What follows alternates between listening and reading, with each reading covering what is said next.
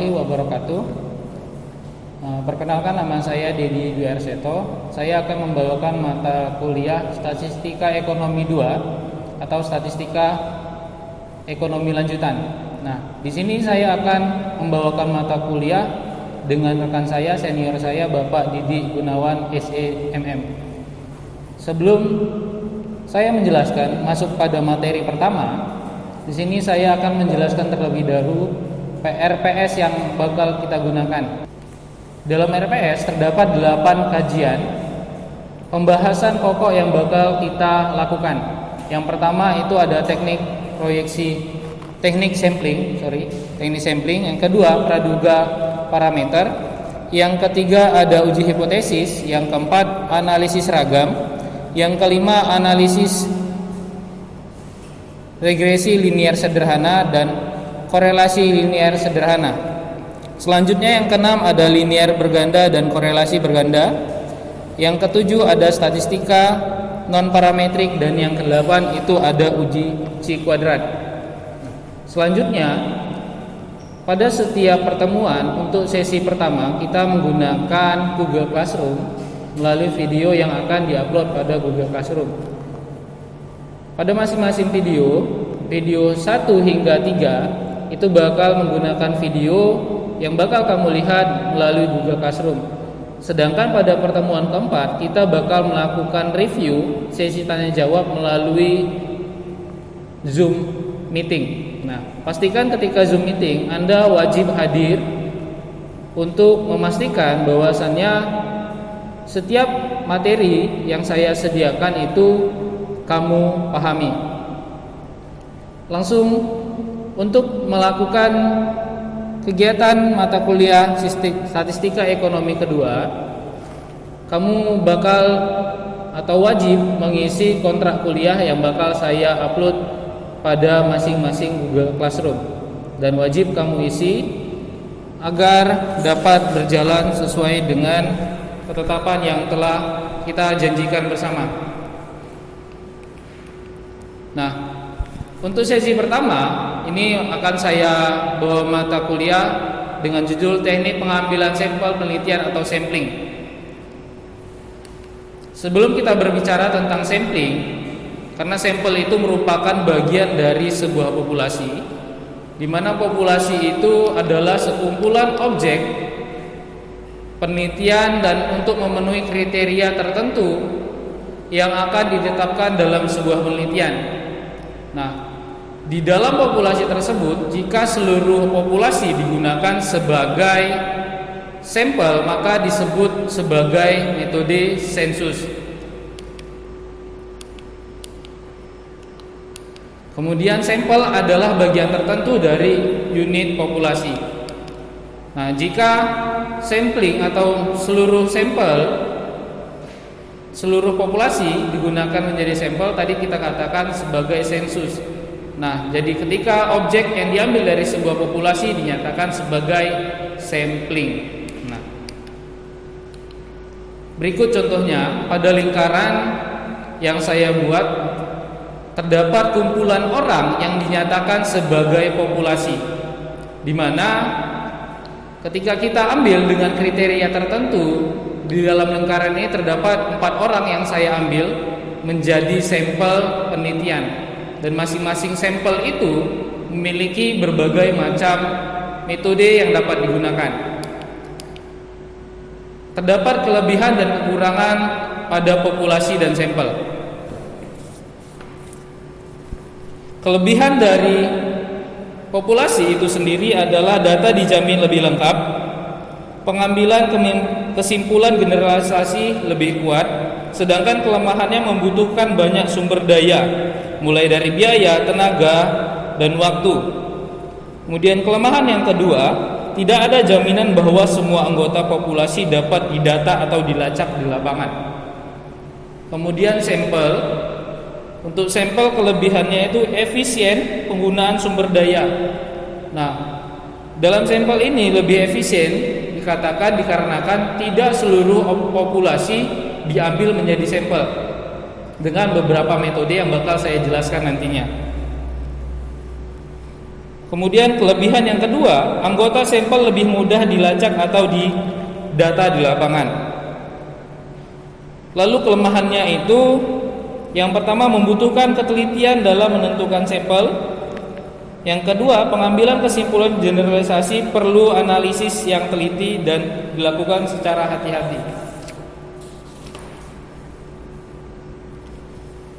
Pada metode teknik pengambilan sampel atau sampling ini, bagaimanakah sampel yang baik harus atau dapat digunakan dalam sebuah penelitian? Itu terdapat 5 referensi yang harus kamu penuhi. Yang pertama itu adalah representatif atau harus dapat mewakili dari sebuah populasi yang akan kita gunakan sampel, menjadi sampel. Yang kedua, batasan sampel harus jelas.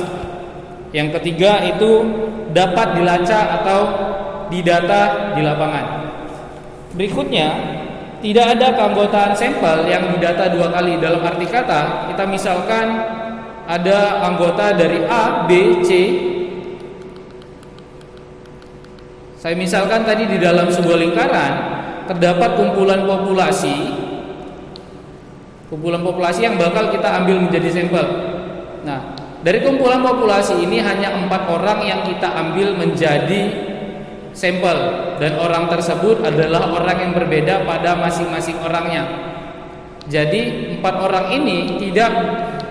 sampel ini tidak merupakan dari 4 orang yang sama ketika melakukan masing-masing penelitian.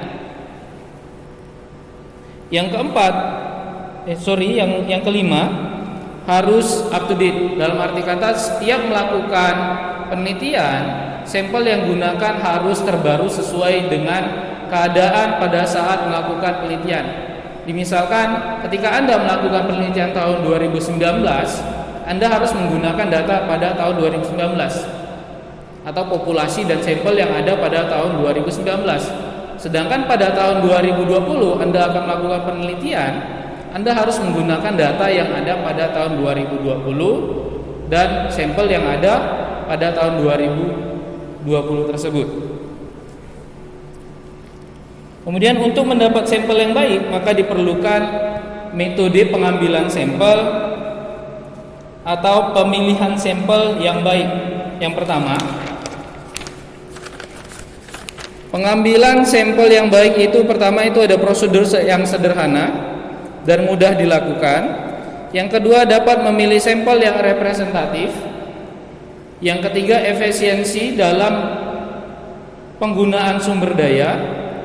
Dan yang terakhir itu ada memberikan informasi sebanyak-banyaknya mengenai sampel.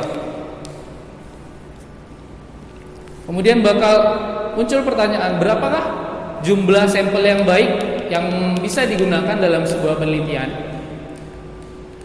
Untuk penetapannya, jumlah sampel itu berapa yang baik atau tidaknya itu tidak ada ketetapan yang baku dalam sebuah penelitian. Tetapi derajat kesamaan heterogenitas dari populasi itu sendiri dapat mempengaruhi hasil penelitian berdasarkan sampel yang digunakan.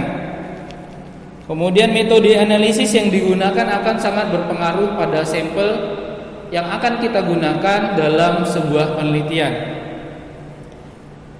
Ketersediaan sumber daya dan presisi yang dikehendaki akan memberikan hasil yang memang benar-benar dapat menceritakan hasil penelitian atau memberikan jawaban dari sebuah penelitian itu sendiri.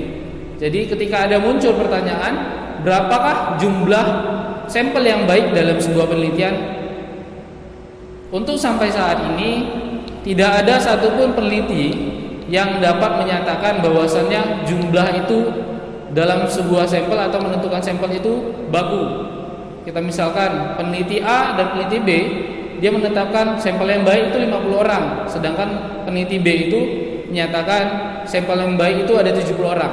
Nah, untuk penetapan sampel itu tidak ada bahasa yang baku atau ketetapannya, melainkan berdasarkan masing-masing metode sampling yang akan kita gunakan.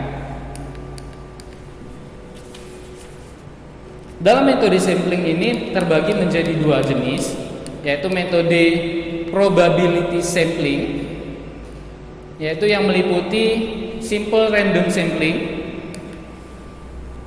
kemudian stratified random sampling, dan cluster sampling yang merupakan bagian dari probability sampling. Sedangkan pada bagian kedua itu ada namanya non probability sampling. Kita langsung dicontoh. Itu yang pertama itu ada quota sampling, accidental sampling, saturation sampling, dan snowball sampling. Nah, di sini pada masing-masing metode sampling saya bakal memberikan contohnya yang mungkin bisa atau dapat memudahkan kamu untuk memahami pada masing-masing metode sampling tersebut. Yang pertama itu ada simple random sampling. Semua unsur dari populasi mempunyai kesempatan yang sama untuk dipilih sebagai anggota sampel. Anggota sampel pada simple random sampling ini dipilih secara acak. Bisa dapat menggunakan pengundian nomor anggota sebagai nomor undian. Yang kedua bisa menggunakan tabel angka random. Adapun cara penggunaan simple random sampling ini, yang pertama itu sifat populasi harus homogen. Yang kedua, keadaan anggota populasi tidak terlalu banyak secara geografis. Yang ketiga, harus ada kerangka sampling yang jelas. Adapun kelebihan, kebaikan dan kelemahannya, yang pertama itu kebaikannya atau kelebihannya, penggunaannya sangat sederhana. Namun kelemahannya itu persyaratan penggunaan metode ini sangat sulit untuk dipenuhi. Saya ambil contoh, pada sebuah populasi beranggotakan 4 elemen, di mana masing-masing elemen itu saya beri nama elemen 1 atau E1, elemen 2 atau E2, elemen 3 atau E3, dan elemen 4 atau E4. Selanjutnya akan dipilih 2 elemen sebagai sampel.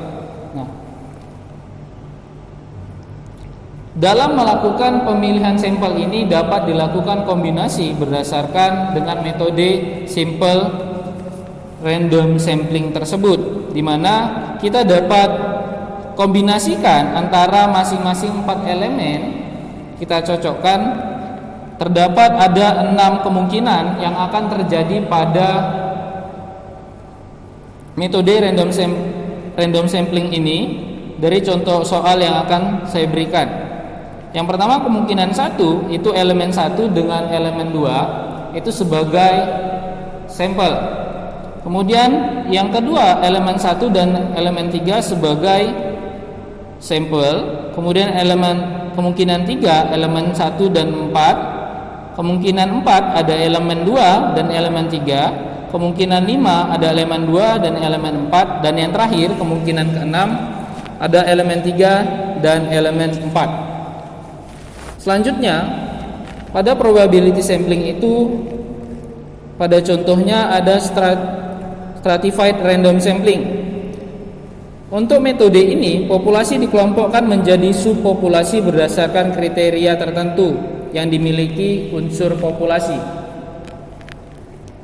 Masing-masing subpopulasi digunakan atau diusahakan adalah homogen. Dari masing-masing subpopulasi selanjutnya diambil sebagai anggota secara acak dengan komposisi proporsional atau disproporsional.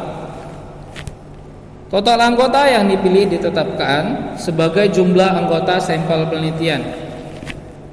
Adapun syarat penggunaannya itu ada 3. Yang pertama, populasi mempunyai unsur heterogenitas. Yang kedua, diperlukan kriteria yang jelas dalam stratifikasi atau lapisan sesuai dengan unsur heterogenitas yang dimiliki. Yang ketiga, diketahui dengan tepat komposisi jumlah sampel yang akan dipilih. Adapun kelebihan atau kebaikannya, semua ciri-ciri populasi yang heterogen dapat terwakili, sedangkan kelemahannya memerlukan pengenalan terhadap populasi yang akan diteliti. Saya beri contoh pada pemilu tahun 2019, pada tahun 2019, pada pemilu tahun 2019, Kelurahan Harapan Palsu terdapat 1.000 orang atau 1.000 daftar pemilih tetap atau DPT. Dari populasi pemilih atau seluruh DPT pada pemilu akan diambil 10% atau 100 orang sebagai sampel berdasarkan usia secara proporsional. Nah, untuk penentuan jumlah sampelnya menggunakan metode stratified random sampling, kita kelompokkan usia menjadi 4 kelompok. Yang pertama itu kelompok usia 17 hingga 26 tahun. Kelompok kedua 27 hingga 36 tahun. Kelompok ketiga 37 hingga 47 tahun. Dan kelompok 4 lebih dari 47 tahun. Nah, pada kelompok 1 jumlahnya 100 orang, kelompok 2 200 orang, kelompok 3 400 orang, dan kelompok 4 yang terakhir itu adalah 300 orang. Di mana masing-masing jumlah pada kelompoknya kita kalikan sebesar 10% atau kita ambil 10% menjadi sampel penelitian. Di mana nanti masing-masing kelompok tersebut, pada kelompok 1 yang menjadi sampel itu ada 10, pada kelompok 2 ada 20, kelompok 3 ada 40, dan kelompok 4 ada 30. Dengan total jumlah seluruh sampel adalah 100 orang atau 100 sampel. Kemudian selanjutnya adalah metode cluster sampling. Untuk metode cluster sampling ini, populasi dikelompokkan sebagai atau menjadi sub-sub populasi secara bergelombang. Dari subpopulasi lanjutnya dirinci lagi menjadi subpopulasi yang lebih kecil. Kemudian anggota dari subpopulasi yang kecil itu kita kelompokkan lagi kepada target sasaran yang akan kita jadikan sebuah sampel. Kita misalkan di Kota Tebing Tinggi. Kota Tebing Tinggi memiliki 5 kecamatan. 5 kecamatan tersebut itu ada banyak tersebar jumlah buruh yang akan kita gunakan atau kita ambil sebagai sampel. Dari 5 kecamatan tersebut kita ambil 2 kelurahan.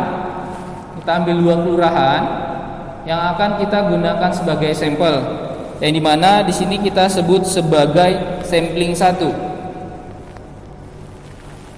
Kemudian dari 2 kecamatan atau 2 kelurahan yang kita gunakan, kita ambil lagi 2 kelompok pada masing-masing kelurahan atau lingkungan sebanyak 50 orang buruh yang akan kita jadikan sampel atau disebut sebagai sampel 2 atau sampling 2. Nah, jadi secara total keseluruhan menggunakan metode sampling cluster sampling ini ada sebesar 100 orang buruh yang ada di Kota Tebing Tinggi yang kita gunakan sebagai sampel menggunakan metode cluster sampling. Datangnya 100 orang ini berasal dari tadi 5 kecamatan di Kota Tebing Tinggi. Kita ambil 2 kecamatan sebagai sampel. Dari 2 kecamatan kita ambil lagi menjadi 2 kelurahan sebagai sampel. Dari masing-masing kelurahan kita ambil 2 lingkungan atau 50 orang pada masing-masing kelurahan untuk sampel. Itu untuk metode cluster sampling dalam grup metode probability sampling. Kemudian kita masuk ke non probability sampling. Itu ada kuota sampling. Yang pertama, pada kuota sampling ini metode memilih sampel yang mempunyai ciri-ciri tertentu dalam jumlah atau kuota yang diinginkan. Kelebihannya mudah dan cepat digunakan. Namun kelemahan pada kuota sampling ini, penentuan sampling cenderung subjektif bagi peneliti. Subjektif. Nah, kita ambil contoh. Akan diteliti mengenai manfaat penggunaan internet pada peningkatan kualitas proses belajar mengajar pada mata kuliah tertentu. Kita ambil contoh di ST Bina Karya. Peneliti menentukan kuota masing-masing sampel. Itu jumlah mahasiswa 50 orang, jumlah dosen 5 orang, jumlah mata kuliah 3 mata kuliah. Dari secara keseluruhan diperoleh 150 mahasiswa, 15 dosen, sampel penelitian untuk 3 mata kuliah. Nah, jadi kuota yang tadi pertama jumlahnya 50 orang mahasiswa, 5 orang dosen, 3 mata kuliah. Jadi satu mata kuliah itu ada 50 orang mahasiswa, satu mata kuliah 5 orang dosen, kita kalikan 3. Jadi keseluruhan metode kuota sampling ini kita dapati sampel atau kita gunakan sampel sebanyak 150 orang mahasiswa dan 15 dosen untuk 3 mata kuliah. Yang kedua ada accidental sampling. Pada metode ini pengambilan sampel dengan memilih siapa yang kebetulan ditemui. Jadi arti kata sampel ini diambil kepada bagian dari populasi yang kebetulan kita temui, yang akan kita gunakan sebagai sampel. Kita misalkan atau saya ambil contoh nanti adalah ibu-ibu rumah tangga yang berbelanja di swalayan. Sebelumnya saya jelaskan dulu kelebihan dan kelemahannya.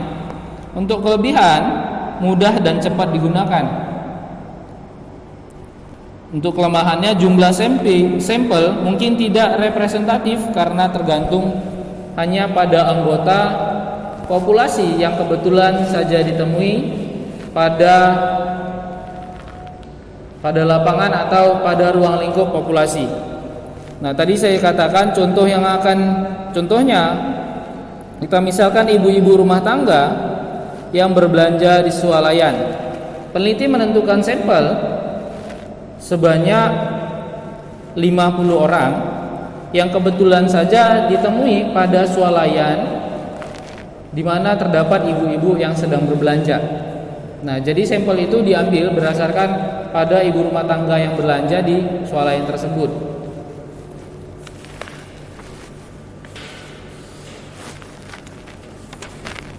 Selanjutnya ada saturation sampling. Metode pengambilan sampel ini dengan mengikut sertakan semua populasi sebagai sampling. Nah, saya ambil langsung contoh akan diteliti mengenai pendapat mahasiswa terhadap pemberlakuan kurikulum baru di ST Bina Karya. Nah, peneliti menentukan sampel dengan mengambil seluruh mahasiswa aktif ST Bina Karya sebagai sampel penelitian. Namun di sini terdapat kelemahan yang sangat besar pada saturation sampling tersebut, di mana tidak cocok untuk populasi yang besar. Nah, hanya cocok digunakan pada populasi yang dengan jumlah anggotanya itu cenderung lebih sedikit. Yang terakhir itu ada snowball sampling. Pada metode ini pengambilan sampel awal ditetapkan pada anggota yang terkecil. Pada masing-masing anggota diminta mencari anggota baru dalam jumlah tertentu yang akan dijadikan sebagai sampel. Kita misalkan 100 orang mahasiswa yang akan kita jadikan sebagai sampel. Namun yang bakal kita ambil secara umum adalah 10 orang, di mana 10 orang tersebut nantinya akan mencari 10 orang, masing-masing satu orang itu mencari 10 orang untuk melengkapi seluruh sampel dengan total 100 orang untuk memenuhi kuota ketetapan metode sampel menggunakan snowball sampling.